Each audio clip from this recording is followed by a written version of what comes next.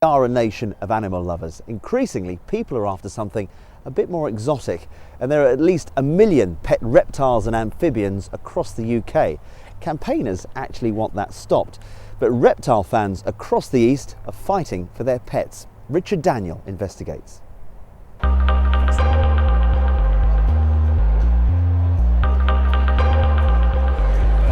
This is a reptile fair where enthusiasts come to show, buy and sell their animals, all part of a harmless hobby. Or is it? There are campaigners that say what goes on at these fairs is cruel and even illegal, and they want it stopped. I've come to see for myself. The first thing I find out is that this can become an all-consuming hobby. This isn't about reptiles caught in the wild. Many of the exhibitors breed them themselves and come to sell their spare animals. Just to get rid of some surplus stock, really. I can't physically house much more. All bred in my bedroom in a wine chiller. It's turned into an incubator, heat mats and stuff. Well, I cut my bed in half to fit some more snakes in. Yeah, down to 30 inches it is. There are about 10 shows like this a year. This is the biggest. Dean has come to find something to add to his collection of 30 snakes, which he breeds at home in Essex. Well, these are young gargoyle geckos. These are bred by a friend of mine, so these are all captive bred animals. And as you can see, they're only youngsters, they'll grow quite a bit from that. I mean, these are a species I've always been very interested in. Most of the species I keep are snakes, so mainly boas and pythons. So this is slightly different from me, but obviously the care in that is very similar. So you'll be taking them home tonight in this box? How do you get them back? Yeah, these will be in this box, and then I've got these heat packs that I'll just snap, pop them in there, and that'll give a nice warm temperature in there for the journey home. So is all this harming the animals? Clifford Warwick was once a reptile breeder himself. He then began studying them and says their behaviour shows they suffer. What concerns me is that their welfare is at risk at these events. So what sort of behaviours? Well, the two most common ones you see are interaction with transparent boundaries, which is basically an animal clawing at the glass. Now, to a reptile which has an innate programming, that's to say that it is born with all the features it needs to survive. It's not like a puppy or one of us. It doesn't learn everything from the parent. It is very much driven by its genetics. So when it's confronted with something like a transparent boundary, its mind really can't get around that. It's a confusion and it's a stressor. That's one of the most common. Hyperactivity is something we see a great deal of, and this is probably related, it seems to be, to wishes to escape that particular environment. But where is the scientific proof behind that observation? Well, there are about 20 papers that have looked into this, and these papers basically show that the behaviours in these animals are stress-related. Not unlike, frankly, having an animal as say it's a dog.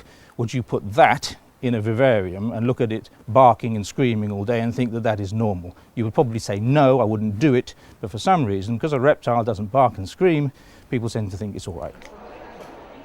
Show organisers have drafted in ex-RSPCA officer Tim Wass, now an independent welfare consultant, to carry out inspections. Tim, what are you on the lookout for here? Anything and everything to do with animal welfare, any breaches of, animal health, and to make sure that everything is legal. You talk about welfare. I look at these tiny little boxes and think, this is cruel. Not at all. What these are at the moment are microclimates. It's counterintuitive, I know, but the climate that they're in, I wouldn't want animals like this in bigger accommodation for the purposes of transport and show. But a hyperactive reptile, a docile reptile, signs of stress? Not necessarily. It depends on the species, it depends on its environment, it depends on how long, it depends on the temperature. There are such a range of factors that can describe why an animal is behaving in a certain way. It's so simple just to say and so wrong just to say that's what it's doing, therefore it's stressed. We need to get cleverer than that. Animal welfare, though, isn't the only objection. You claim these fairs spread disease. Where is the evidence? We've actually done some biological analyses. We've taken some swabs at fairs, and they show that there are a number of salmonella-related bacteria on the door handles and elsewhere. It is an infection hub, and these infection hubs are widely known to have negative impacts on local and national health. It's as simple as that. These events are now run for 25, 30 years in this country. 4,000 people through the door here today. Probably each year, just in England, 30, 40, 50,000 people come to an event. Where is the evidence that there's a disease issue? Some of these groups have been offering sort of a free service. If you've caught salmonella, we'll help you with your legal expenses to make claims. It's never happened. Enthusiasts are desperate to keep the shows going. They can swap information and learn from each other. They also come to buy and sell. Prices start at just a few pounds, but I was amazed how much these creatures can be worth. This is a reticulated python, but it is actually a super tiger anthrax. This is probably one of 2 in Europe at the minute. What's this worth? These are around about £18,000. Yeah, I know, as they are. So they're just because they're just so unique. They're a particularly new one. They've only been in existence for less than a year. This particular snake come from a gentleman over in the States. That's a staggering amount. Yeah, well, some of the ones now, and the genetic mutations that's been made, is literally into serious figures. But as things stand, I couldn't buy this snake today. That's because its owner is a commercial dealer with a shop. Under animal welfare law, commercial dealers can't trade at shows.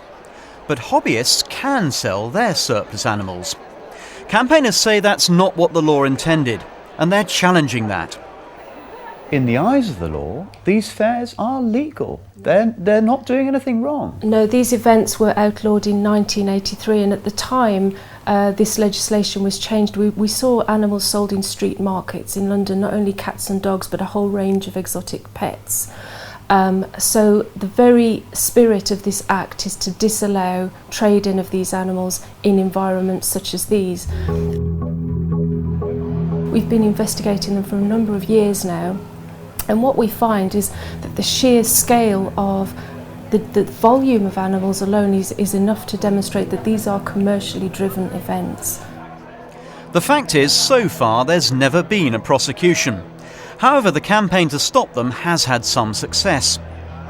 Some councils now won't allow shows on their property.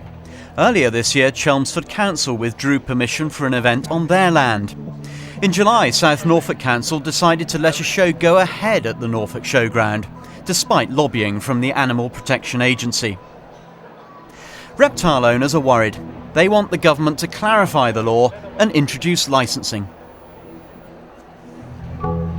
If we can get the licensing in place, that deals with any kind of arguing. Because what we're arguing about is money. No longer are we arguing about the welfare of the animals or the human health. What we seem to be more interested in today is somebody making a little bit of money out of that? Well, perhaps some people are, but the majority won't, because actually these are quite expensive animals to look after.